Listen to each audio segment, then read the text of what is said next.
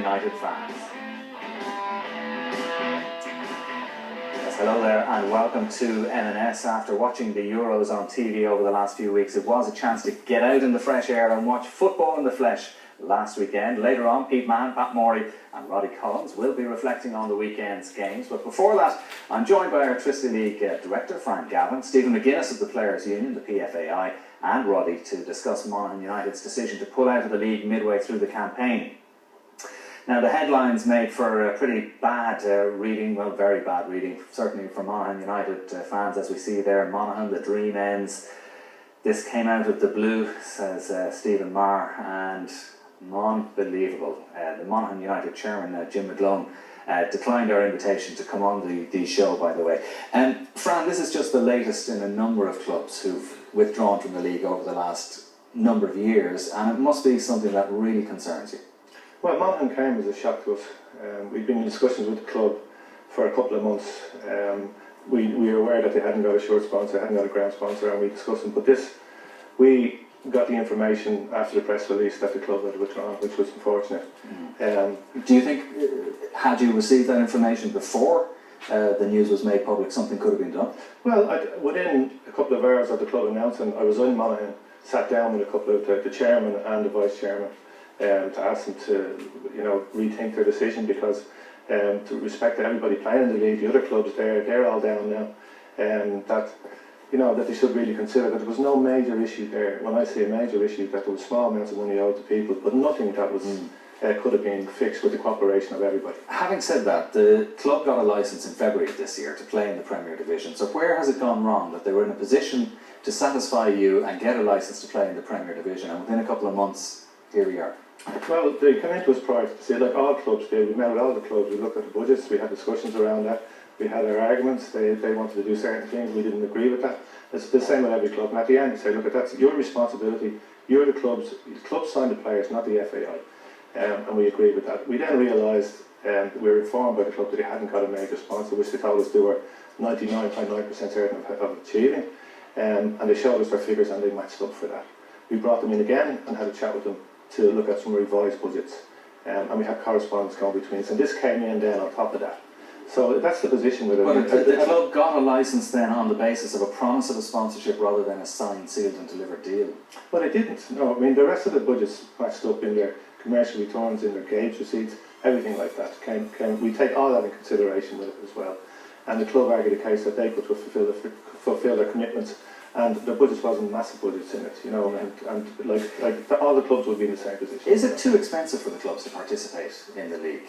The entry fees and all that kind of stuff, and plus the fact that they have to run an underage team, an under-19s team.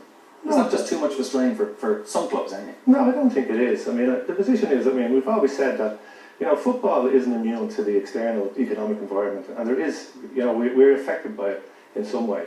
But there's definitely not the most expensive thing to play in the Electricity League. If people want to come to those standards, we do set standards in the Premier League in particular, and we need to make sure that clubs fulfil those standards. And those standards over the past, through the licensing, have made us, the clubs come into line in a lot of cases. A lot of clubs are well run. It looks like Derry come back much stronger. Cork are in a very strong situation. Shamrock was in a strong situation. So it does help in that. We've managed to reduce through licensing. The money's out. The revenue was 7 million when the FAI took over. It's down nearly to a break-even figure. But we're still seeing clubs, pull out of the league pretty much season in, season out. And even something like the under-19 team, which when it was brought in, was probably an admirable idea. But if it's affecting clubs to the extent that they're actually going out of the league, maybe that's something you might look at into the future and say, well, look, we'll give you a derogation on that for a couple of seasons or something. Well, one of the big positives about the league in the last couple of years has been the introduction of the under-19 team, and I think that's the basis of the playing squads for the future. And I think we give travel grants to clubs within that. It's regionalised in the two bottom leagues, but that league is there, the elite league and the under-19 is there to make sure players get experience about football at an elite level, the best players playing against the best with the best. And that's not expensive to do. But are they sustainable? Say for a rural club, a small club that aren't getting big crowds, that are maybe struggling to put out a senior team, that this is just an extra layer of expense that they could do without. Well, Conor, you've got to really say, what is a club? Is a club just one team? Or is a club the community, several teams? I mean, there's lots of clubs around Ireland that put out 60 teams a week. We're asking our own teams, say in the Premier Division and in the First Division, to put 2 clubs there, 2 teams out a week, and to be involved with schoolboy levels at different areas. Because we're trying to develop clubs. It's not just about a team. You're trying to establish clubs for the long term. And the Under-19 League is a huge positive. It's been a real positive for us. And we see players now coming through there, coming and playing. Bray Wanderers have several players there, UCD have several players coming through.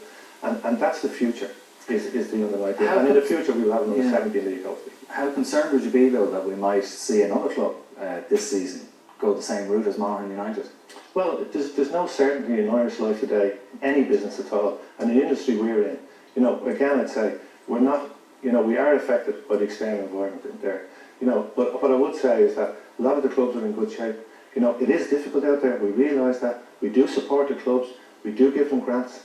You know, so we are constantly looking to keep clubs. But the FA, and you say that you are constantly meeting them as well on a regular and ongoing basis. So you'd be aware that there are clubs at the moment who are really struggling.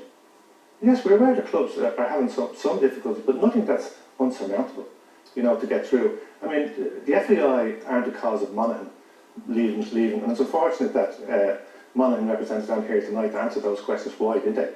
Because we've assisted the club over years since they come into the league. They've got several assistance from us at various levels, be it underage, be it grants for their all-weather pitches, and other in other areas. So we've assisted the clubs, as we have a lot of other clubs. So it's not that the FAI aren't the cause of Monaghan. That's a question you really need to direct. They did send us a statement today, and they said that their income sources didn't match what they had anticipated, and I think the title sponsorship is probably a major factor in all of that. In terms of the integrity of the league, though, I mean, if another club were to withdraw from the league at some point this season, surely it would be an absolute disaster. Well, losing Monaghan is very, very disappointing. You know, but it's not. I think we have to move on from this here, and the clubs are in the league now to make sure that they grow and the league is strong. We had a terrific season last year. We've had a good season up to this year. The standard of football has been terrific, and we want to maintain that. But it's unfortunate that the decision of Monaghan has affected other clubs because they would have expected income, and I think that is the disappointing thing, that the shock of the whole thing arriving. The clubs have done their budgets around having a certain amount of fixtures. Monaghan choose themselves to withdraw from the league, and that's put, unfortunately, strain on other clubs. And Roddy Collins has put you out of a job. I know you were relishing the challenge and you were loving every day, but so you must be really devastated. I am disappointed, Connie. I'm disappointed for the league. I'm disappointed for the players in particular. And I mean, I get up and dust myself down. But just getting back to Fran's point about continuing, I don't know what communication I got, but I was told on the way to Sligo when we played the cup game that the lads were in with Fran and they were told to cut the budget. So I purposely didn't play the goalkeeper and Jordan Keegan rather than cup time, because I knew they were good assets to get off the wage bill. So I told the chairman, we get out the players that can get picked up and we bring a lot of kids in on 50, whatever it is, you know, expenses, and we finish the season. So it's important we finish the season for the players that are there and for the league and for the club. And that's where I thought it was going until, you know, Jim said it's becoming impossible. So as a bolt out even though he was told it was coming, but Jim told me that the chap that does the registrations in the league told him, you're signing no more players. I'm not sure. That's not true, because I was in all the meetings there with that. I'm